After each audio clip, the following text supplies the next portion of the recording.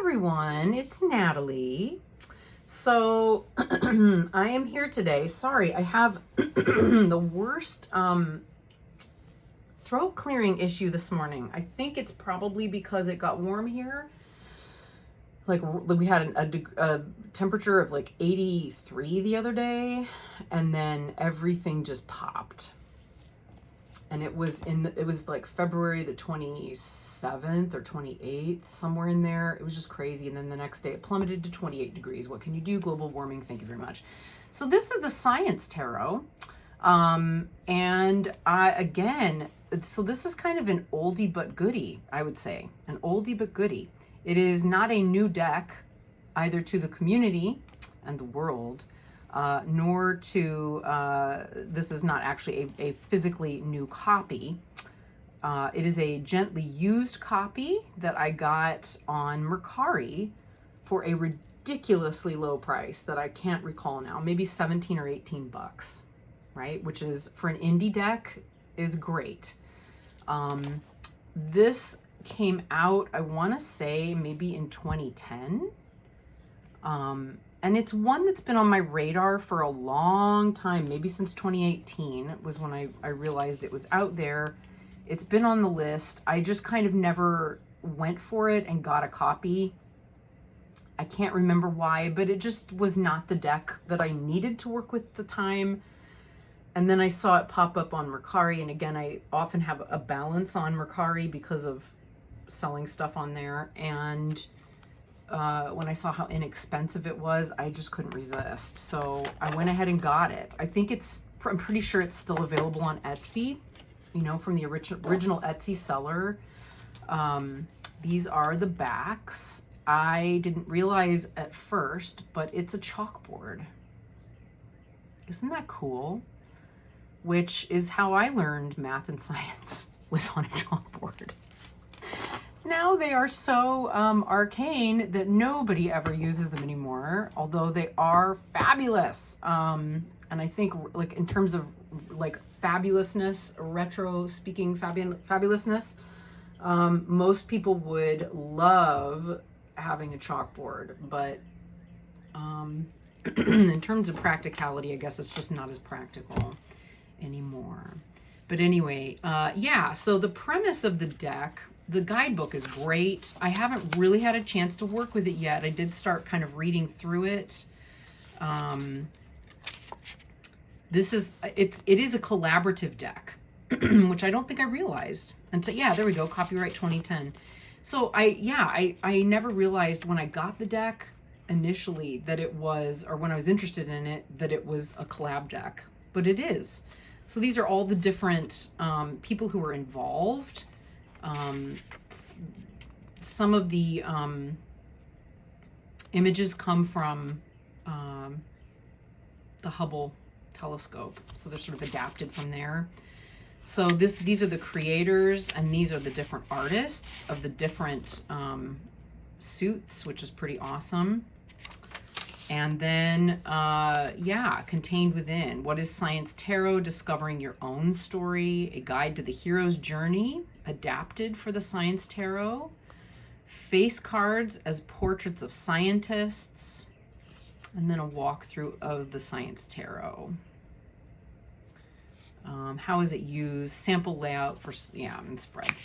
So this is pretty cool. I have read some of this. So this is sort of like, here's what it is.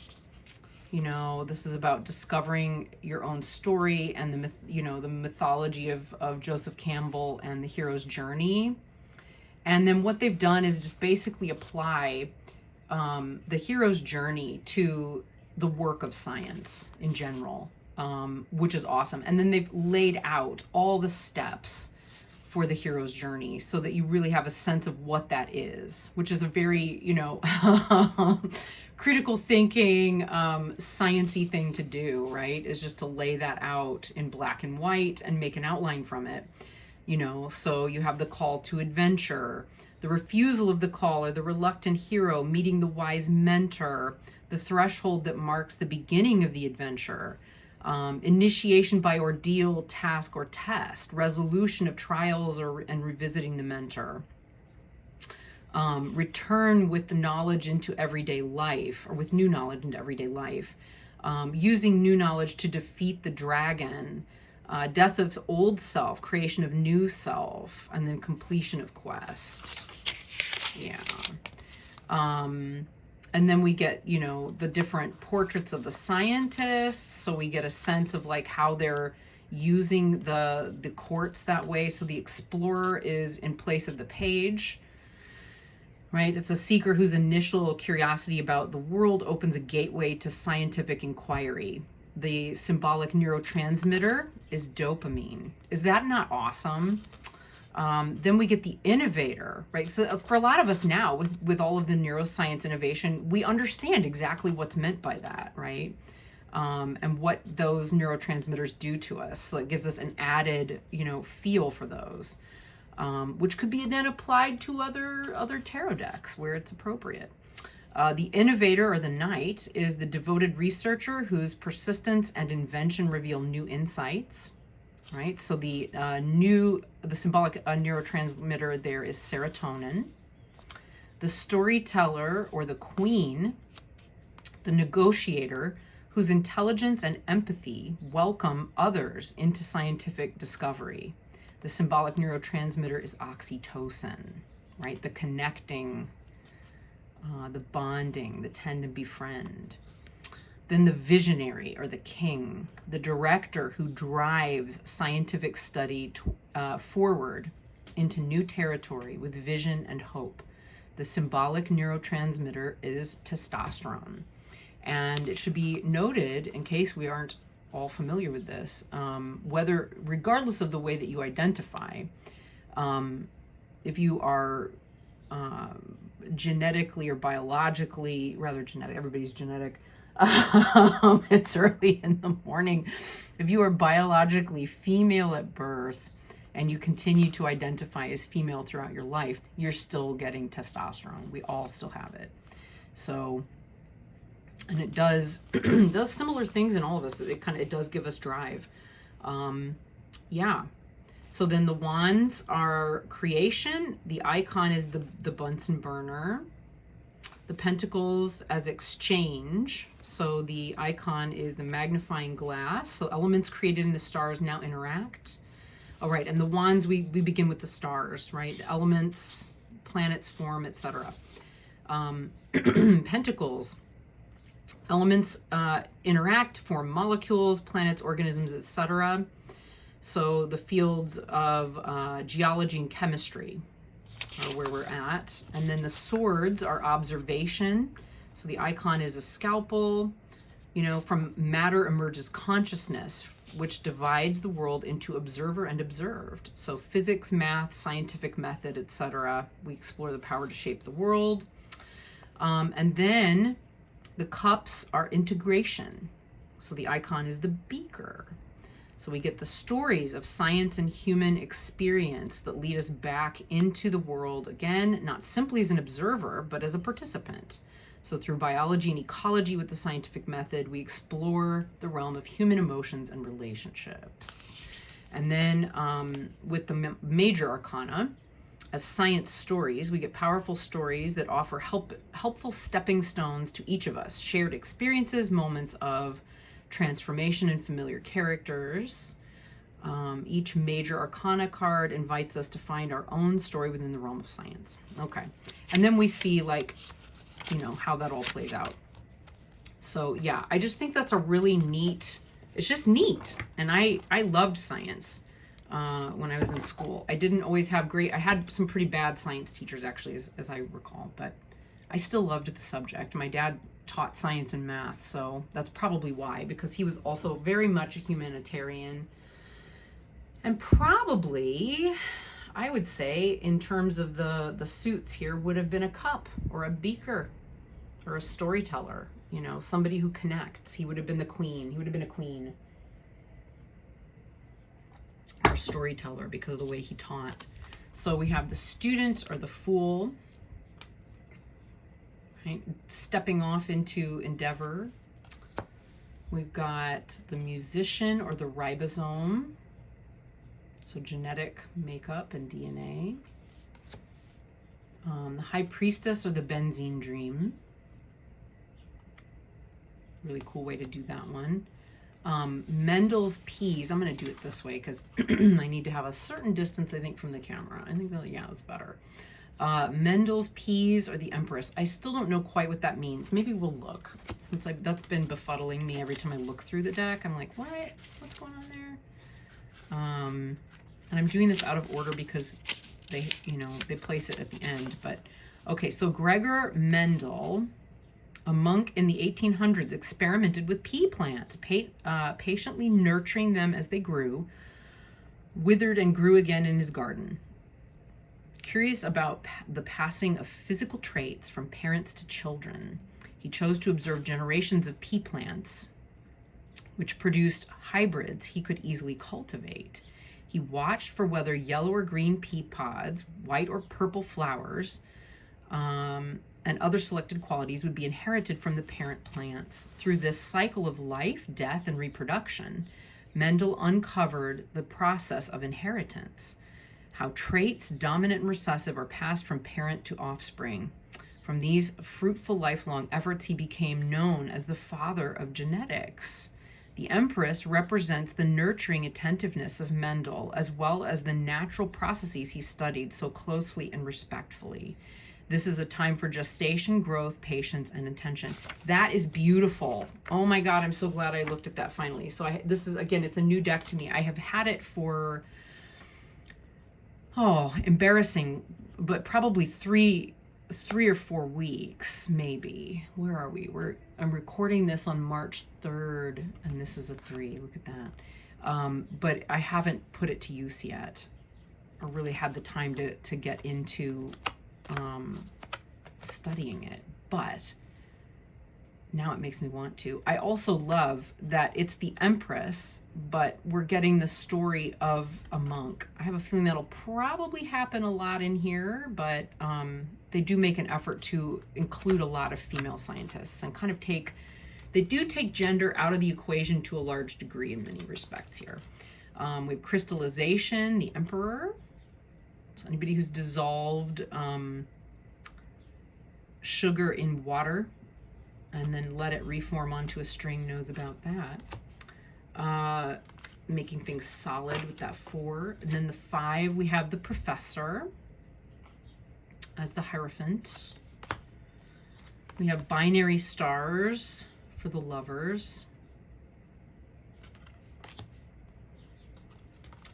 We have technology as the Chariot. I love that. Nuclear forces for strength. Not sure what I think about that one yet, but very interesting. What's happening with the hands and arms? There's like symbols all over. Oh, okay. We've got like nuclear movement. Yes. Okay. Got like particles moving and light and all kinds of things. Okay.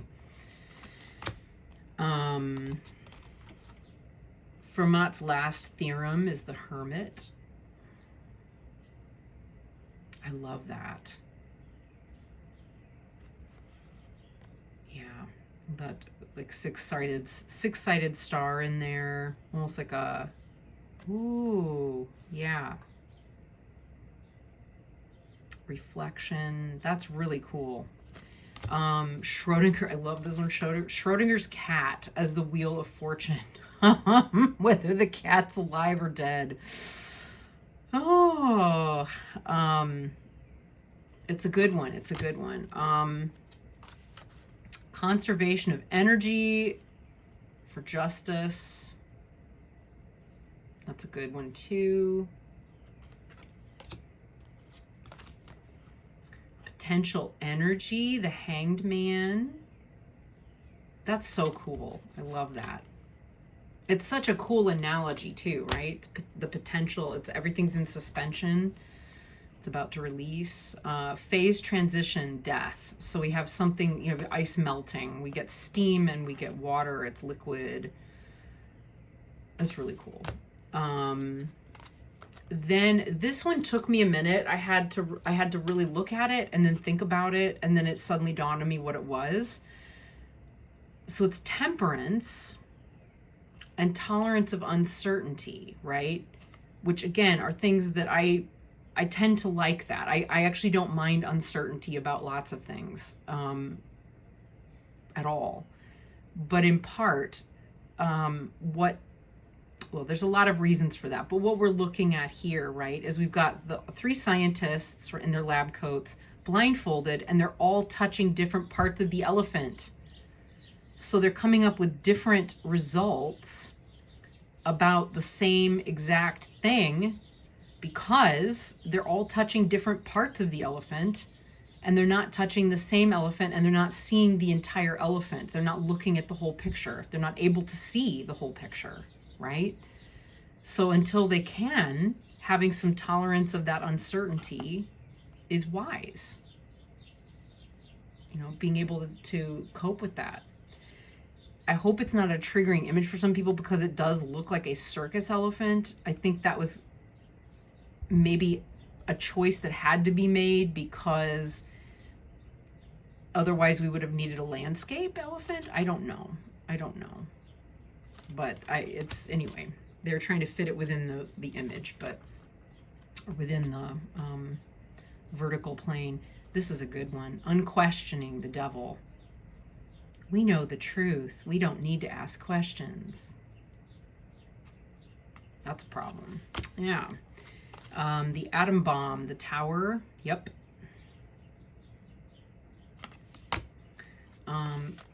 Compassionate action, the star. Love it. Environmental science. And then chemical spirits, the moon.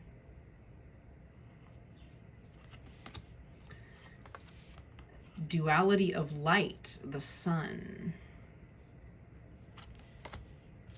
Yeah, I like that too, because we get all of the rainbow of colors. It looks like it's white light, but it's all of the colors, etc. There's a lot in there. Natural selection is judgment.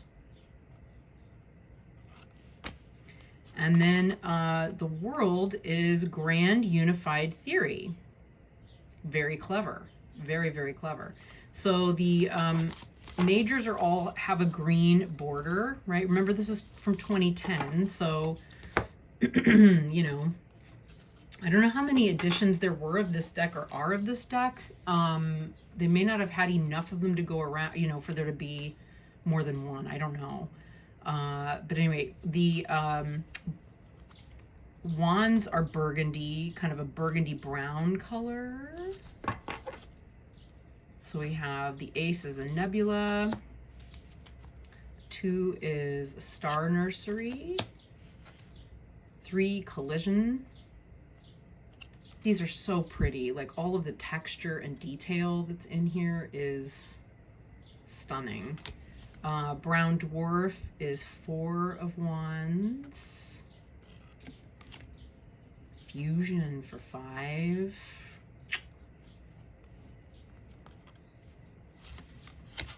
Six is equilibrium. I mean, I could enjoy a whole deck just made of like astronomical associations, right? As metaphor. I really could. Expansion for 7. 8 is the Big Bang. 9 for space. We get a Fibonacci sequence there. 10 supernova. I think this like honeycomb looking grid is supposed to be the fabric of space-time, but I could be wrong about that.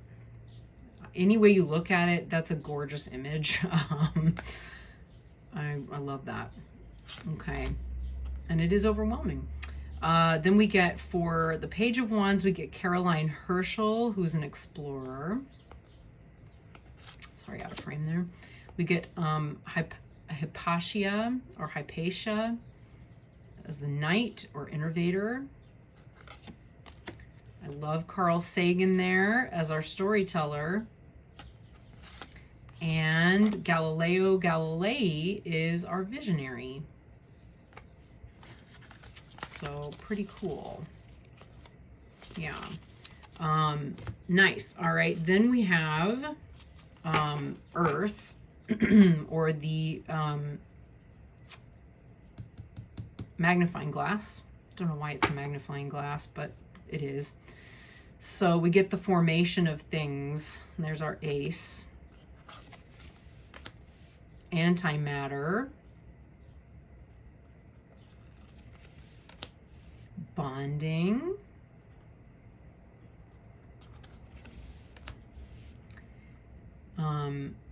Not sure if that's Maison dance or Meson dance. I'm not really sure. It's not something I'm actually familiar with. Catastrophe. Geothermal. Glacial for 7. 8 is drift. So here I guess we're talking about tectonic drift. 9 is the aurora.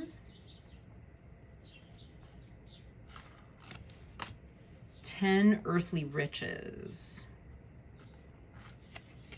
Okay, then for the page, we have Otto, I'm guessing Levy. Not really sure, as the explorer. Not someone I'm familiar with, actually.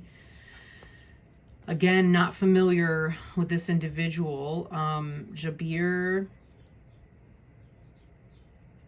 Ibn Hayyan as the innovator knight. Frank Oppenheimer as the storyteller. And Marie Curie as the visionary. Yeah, kind of cool. Then we go to the aces. So I should say too, I forgot to mention this. Each of these is drawn by a different artist, right? So it's a collaboration deck. And I'll tell you what I think about that in a moment. All right, so now we have the swords or scalpels. And the ace of swords is reductionism. 2 is action. 3, revolution. 4, mathematics. I love that. That's describing the sound wave that comes from the bird. I love it. Relativity for the 5 of swords. Yeah. The quantum sea. And this is, of course, mathematics and physics in this suit, right? So chaos theory, butterfly flaps its wings, does it? Yeah. Collider. Black hole. There it is, absorbing all the light and the equations for that. And uncertainty. Then we have Robert Hooke as the explorer. Dmitry Mendeleev as the innovator, the knight. Obviously the creator of the scientific table of the elements. Ernst Haeckel is the storyteller. And Charles Darwin as the visionary. Okay. And then we finally get to the cups or the beakers. And we have a cell. So integration. Alliance, we have the fungus and the mycelium. Symbiosis. So the orchid and the mycelium talking.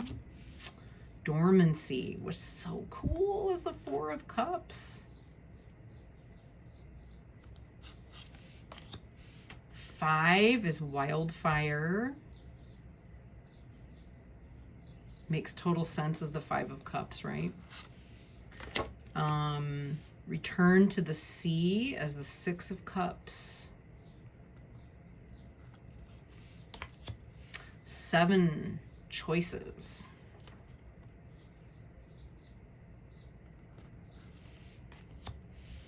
Cocoon is the 8. 9 is emergence.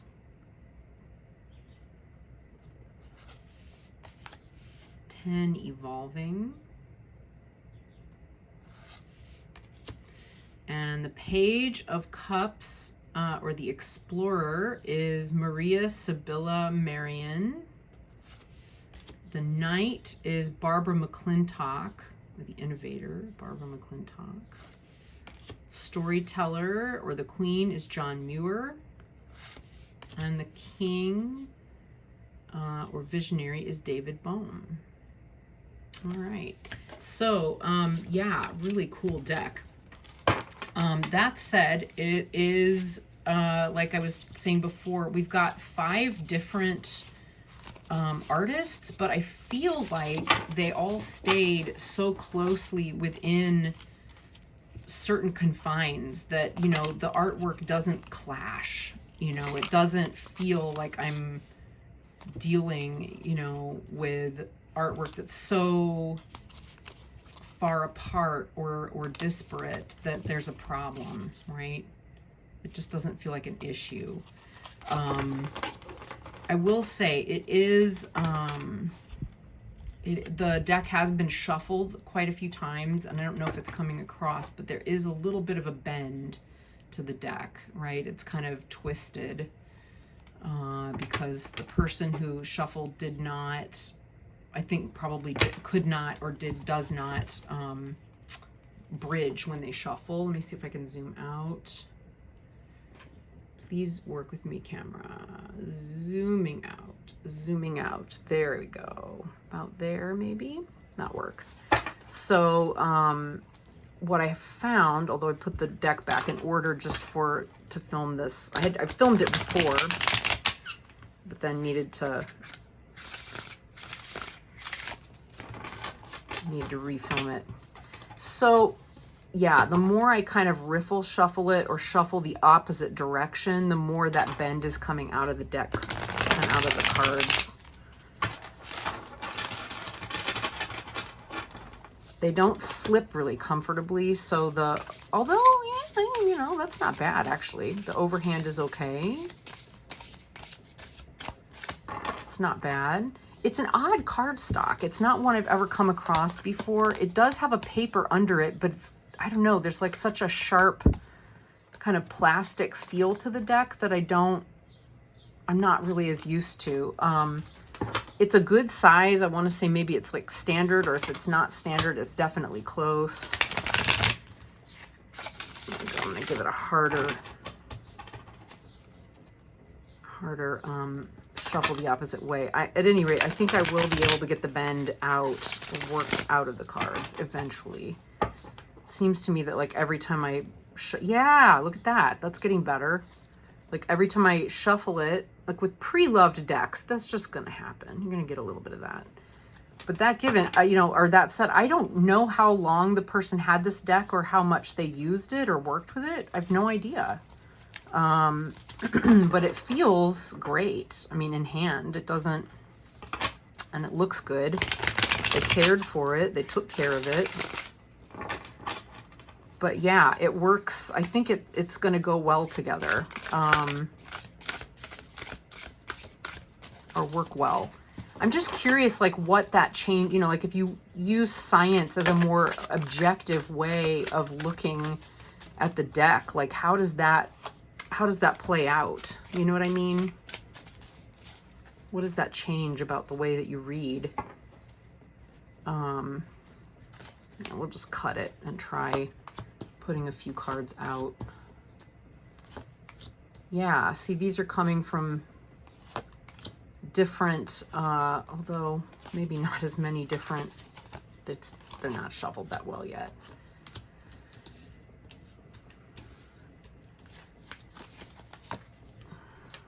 Yeah, they're just not shuffled well.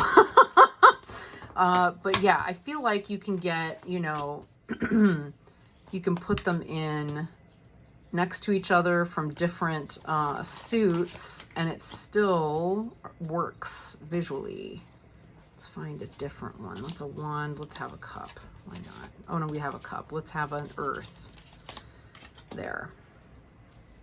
Yeah, that doesn't feel weird to me, like visually at all. Sometimes with collaborative decks, they do feel weird, but this is not one of those. So this one's a lot more fun.